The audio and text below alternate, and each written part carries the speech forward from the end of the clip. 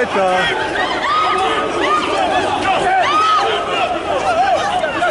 Bozomona baza kopanza bango. Ba Congolais boza komona. Oyo ezali lumbe lumbe. Mwete mwete. Boza komona. Oyo eza sikoyo baza kobeta bango. Baza koboma. Bomoni ndenge lumbe lumbe. Mwete mwete. Ndenge ezalaka. Lumbe lumbe. Mwete mwete. Boza komona badive kimi. Baza kobeta mabagangi. Baza kolela. Baza kolia bango. Bomoni bino moko ndenge baza kopanza bango.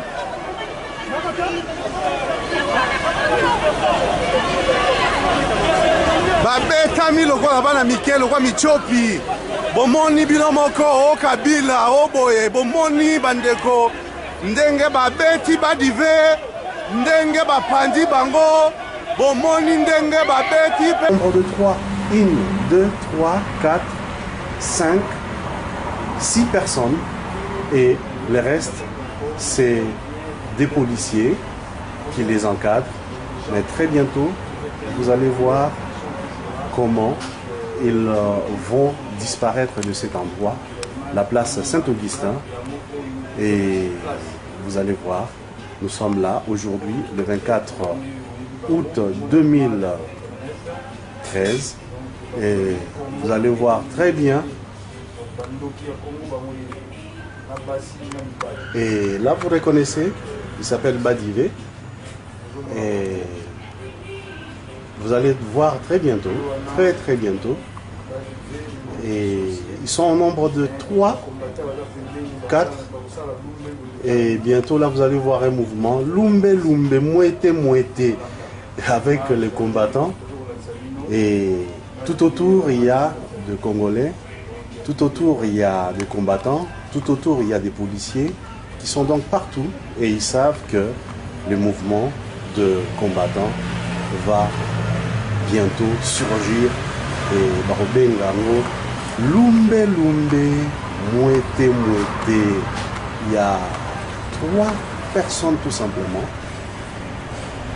Et des personnes que vous ne connaissez même pas, mais vous allez le voir.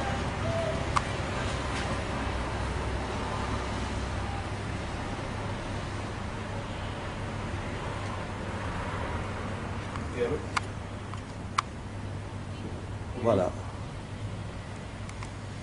Ba Congolais baza kokufa, ba ubi eza kokwea kuna na kati ya Goma. Et botala ba oyo baza misato mine mitano po ba misusu oyo bocha motema teke ba oyo misusu bazali batu na bango ezali ba policier en t-shirt rouge, t-shirt blanc, ba t-shirt wana bozomona nyonso wana eza ba combattante eza ba oyo baye po ba soutenir Hippolyte Kanambe te ba oyo baye pour soutenir Hippolyte Kanambe baza kaka 3 personnes bozomona wana bazobeta na bango masolo na bango tranquille baye pour soutenir Hippolyte Kanambe ndenge aza kosala makambo de sorte que côté à est ba obie koya et continuer à koboma ba Congolais. Et pendant ce temps ba Congolais mususu bazali na ndinga ndinga ba oyo boza komona kuna eza ba policier baye ko protéger ba oyo misusu eza batu baye ko manifester te mais batu baye ko manifester botala Hippolyte Kanambe balobi balingi ye na poto mais botala combien de personnes 3 personnes ya pamba et ba oyo nyonso bozomona ezali bambila mbila mutu eza ko soutenir et yepo et pesa je ne sais pas quoi par batu oyo yambila bapesi misolo na bango pour ba protéger bango. Alors regardez comment maintenant les tractations, les policiers ont repéré le combattant et tout ce qui est en train de se passer là, c'est des tractations entre policiers qui ont repéré des combattants et les combattants sont tout autour.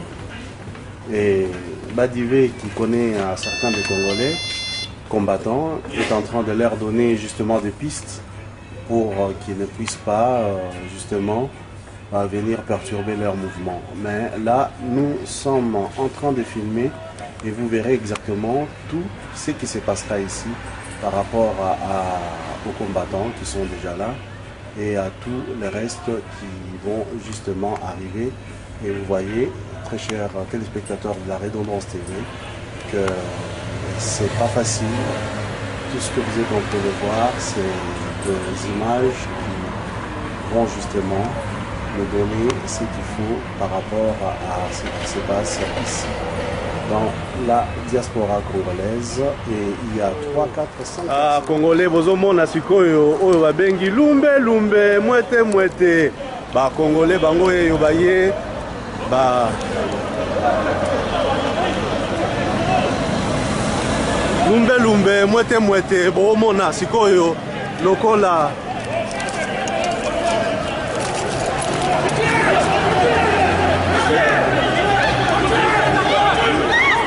bazobeta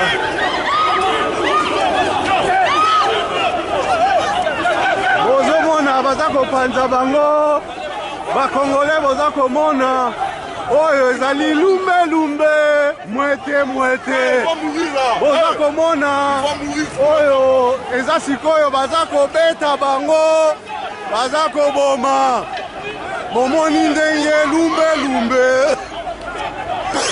mwete mwete ndenge ezalaka lumbe lumbe mwete mwete boza komona badive kimi aza kobeta mabagangi baza kolela baza kolia bango bomoni bino moko ndenge baza kopanza bango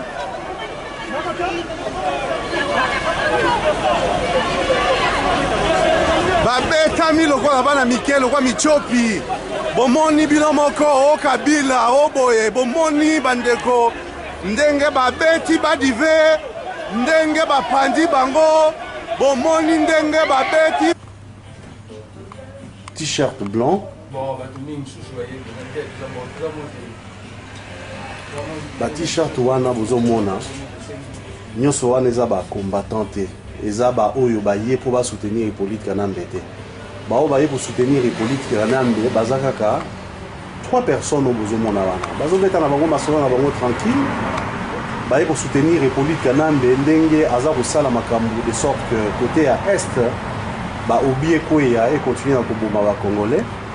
Et pendant ce temps ba Congolais mususu bazali na ndinga ba o boza komona kuna eza ba policier baye ko protéger ba o mususu eza ba tu baye ko manifester te mais ba tu baye ko manifester botala Hippolyte Kanambe balobi balingi ye na poto mais botala combien de personnes 3 personnes ya pamba et ba o nyonso bozomona ezali bambila mbila mutu eza ko soutenir et yepo et pesa je ne sais pas quoi bapandi bango bomoni ndenge babeti nombre de 3 1 2 3 4 5 6 personnes et le reste c'est des policiers qui les encadrent.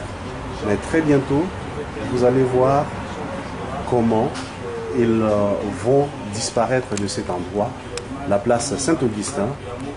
Et vous allez voir, nous sommes là aujourd'hui, le 24 août 2013. Et vous allez voir très bien. Et là, vous reconnaissez, il s'appelle Badivé. Et vous allez voir très bientôt, très bientôt.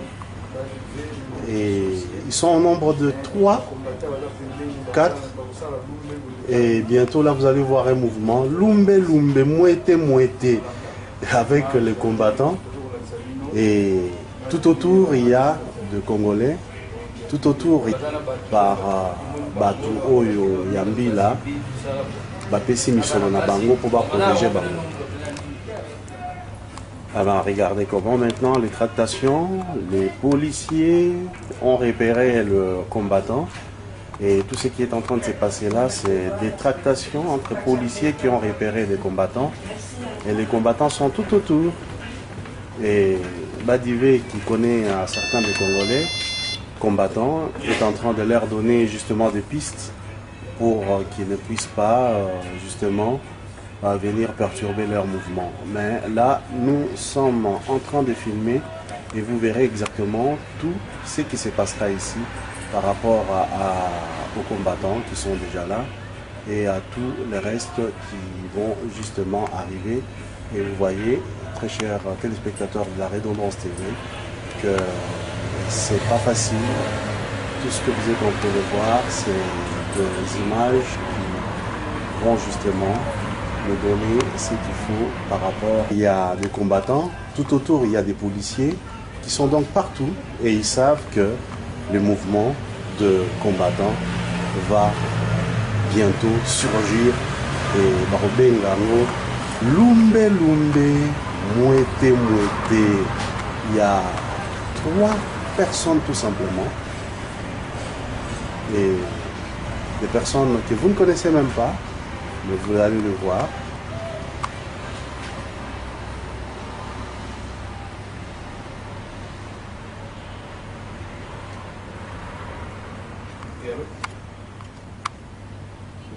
Voilà.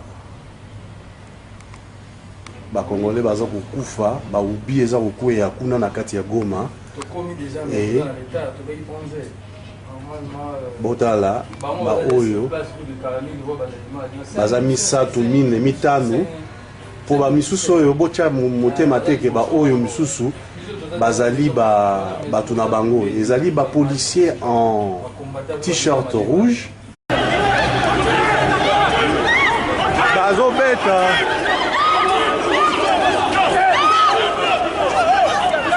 bozomona baza kopanza bango bakongole boza komona oyo ezali lumbe lumbe mwete mwete boza komona oyo eza sikoyo baza kobeta bango baza koboma bomoni ndenge lumbe lumbe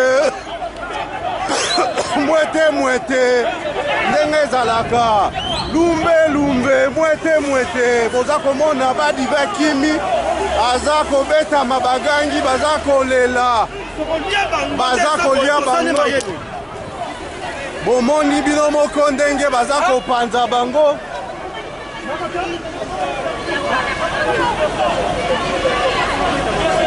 babetami lokola bana mike lokola michopi bomoni bino moko o Kabila o boye bomoni bandeko ndenge babeti Badivé ndenge